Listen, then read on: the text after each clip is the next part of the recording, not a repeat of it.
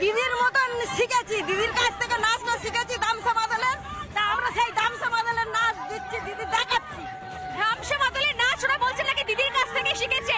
মহিলা গোল করে ঘুরে ঘুরে আমি এই গোলের মধ্যে ঢুকে যাবো, গোলে চলো হাত ধরে নাও।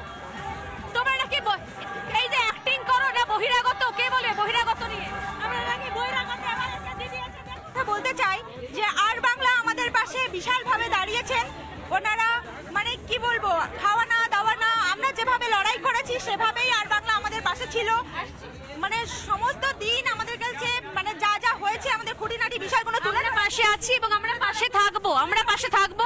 অসংখ্য ধন্যবাদ আর বাংলাকে, আমরা পাশে থাকবো। আমরা এখনো টানা খবরে চালিয়ে যাচ্ছি। আমরা না যদি থাকতে আমরা কিছু যে আমরা কিভাবে থাকতাম আমরা নিজেই ভাবতে পারতাম না, আমরা কিছুইতে ভাবতে পারতাম না। যে এখন অনেক লড়াই বাকি রয়েছে, লড়াই আছে এখনো, মানে অনেক ভয় রয়েছে, আতঙ্ক রয়েছে, এখনো আতঙ্ক রয়েছে।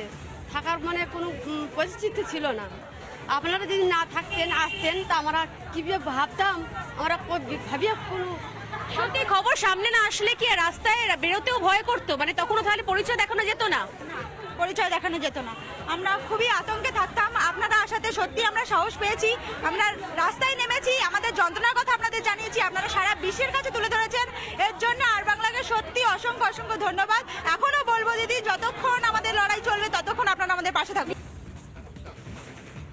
রিপাবলিক বাংলার মহিলা প্রতিনিধিরা বারবার সেখানে গিয়েছেন, সেখানে ছুটে গিয়েছেন আমাদের সিনিয়র এডিটর স্বর্ণালী সরকার। সে ছবিও দেখলেন, তাকে পেয়ে সেখানকার মহিলারা কতটা আপ্লুত হয়েছেন, কারণ তিনি লাগাতার তাদের হয়ে কথা বলেছেন, সে স্টুডিওতে বসে হোক বা মাঠ ময়দানে হোক। ঠিক একইভাবে কিন্তু এই ঝোপখালিতে গান বেঁধেছেন মহিলারাও, সিঁদুর খেলায় মেতেছে তারা, এবং গোটা গ্রামকে আমরা দেখলাম সিঁদুর খেলায় মেতে উঠতে, কারণ থালা বাজিয়ে তারা নাচ গান করলেন।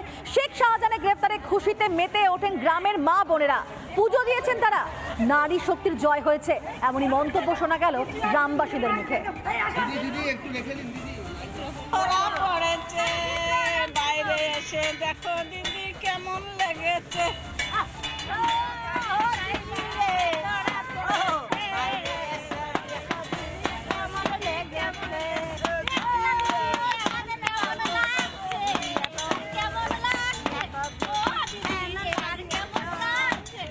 আমরা এখন বসন্ত উৎসবে রয়েছি, তবে এটা অকাল বসন্ত উৎসব। তার কারণ আমরা এই মুহূর্তে শান্তিনিকেতন নয়, বরং রয়েছি এই মুহূর্তে সন্দেশখালীর মাটিতে, যে মাটি থেকে শাহজাহানের বিরুদ্ধে আন্দোলন হয়েছিল, জোরালো হয়েছিল, সেই মাটিতে আজকে উৎসবের মরশুম, সেই মাটিতে আজকের অকাল বসন্ত উৎসব। কেন না, তারা গান করছেন যে বাঘ ধরা পড়েছে, দিদির বাঘ ধরা পড়েছে। দিদি কি গান করছেন?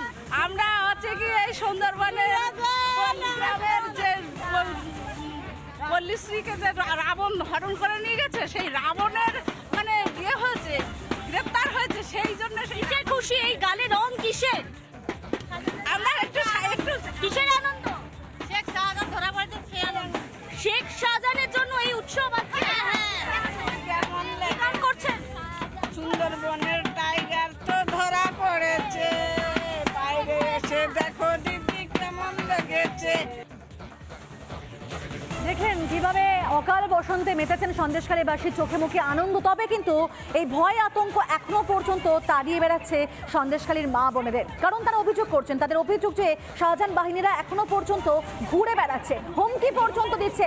শাহজাহানকে গ্রেফতার করা হয়েছে ঠিকই কথা, কিন্তু এখনো পর্যন্ত তার অনুগামীরা তারা ভয় দেখাবে, রাতে ঘুমোতে দিচ্ছে না শাহজাহান সিরাজের দুষ্কৃতী বাহিনী। তাই এখনো পর্যন্ত এই আনন্দের মধ্যেও ভয় আতঙ্ক তাড়িয়ে বেড়াচ্ছে সন্দেশখালীর মা বোনেদের।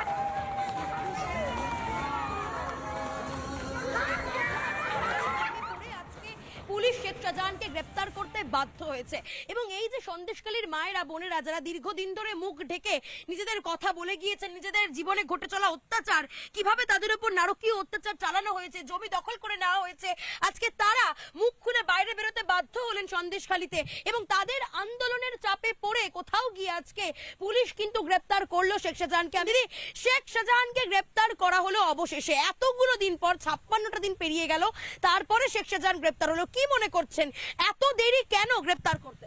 এটা পুলিশ চাইলে আগে করতে পারতেন, কিন্তু পুলিশের নিরাপদে শেখ শাহজাহান লুকিয়েছিল, পুলিশ এটা পুরো গাইড করেছে।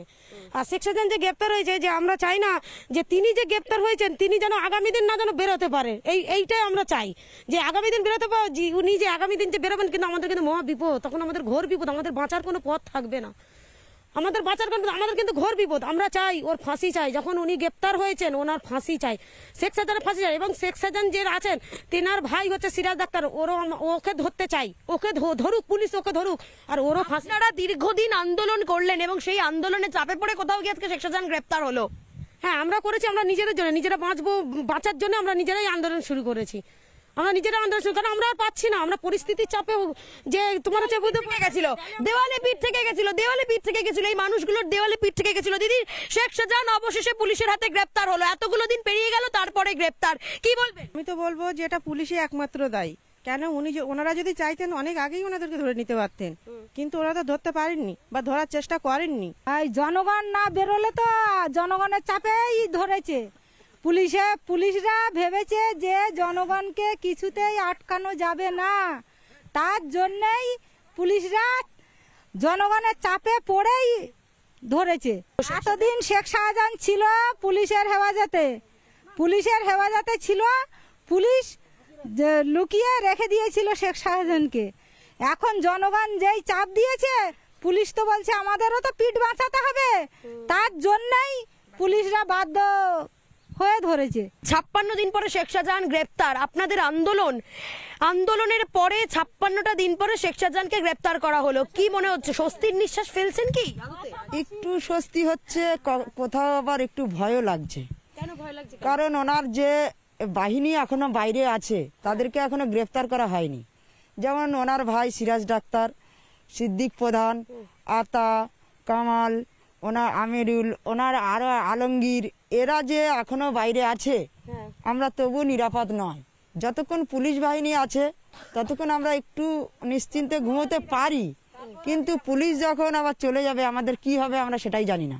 আমরা চাইছি এদের গ্রেফতার হোক, এরা জেল হেফাজতের ভিতরে থাকুক, জেল কাস্টডিতে ভিতরে থাকুক, সারা জীবন যেন না বাইরে বেরোতে পারে, সেইটাই আমরা চাইছি।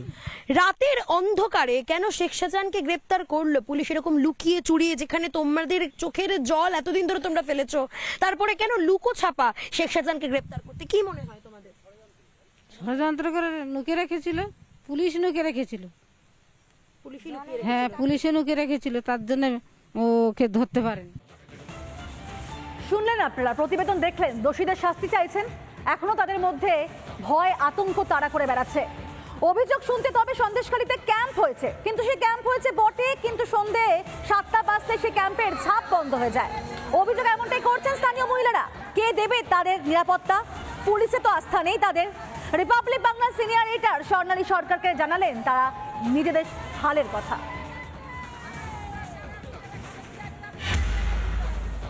কি হুমকি দেওয়া হচ্ছে? ওই তো নাম লিস্ট করতে বলেছে, বাপা নস্কর বলছে, যদি গণেশ হালদার আছে, রঞ্জু রয়েছে, সঞ্জু রয়েছে, ভম্বল সিং রয়েছে, এরাই আমাদেরকে তুলে নেওয়ার হুমকি দিচ্ছে। মহেশ্বর সর্দারও রয়েছে, মহিলাদের তুলে নিয়ে যাবে। হ্যাঁ, মহিলাদের নিয়ে ব্যবস্থা করবে। ফেলা পর্যন্ত বলছে আর না, যে আসবে সামনে তাদেরকে মেরে দাও। এই যে নতুন করে যে ক্যাম্প চালু হয়েছে, সেই ক্যাম্প কি রাত্রে থাকে না? না, রাত্রে থাকে না। কটা অবধি থাকে?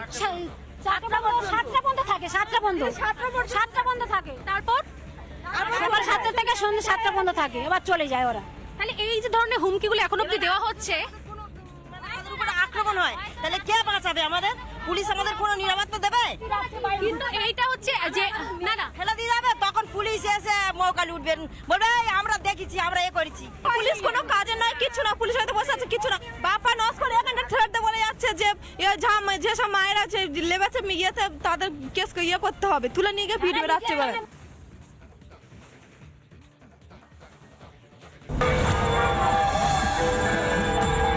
রিপাবলিক বাংলা একটা দিনের জন্য ময়দান ছাড়েনি, একটা দিনের জন্য কবরে ছাড়েনি। আর বাংলা আমাদের পাশে বিশালভাবে দাঁড়িয়েছেন, আমরা পাশে আছি এবং আমরা পাশে থাকবো, অসংখ্য ধন্যবাদ আর বাংলাকে। রিপাবলিক বাংলার জন্য তারা মালা নিয়ে এসছেন।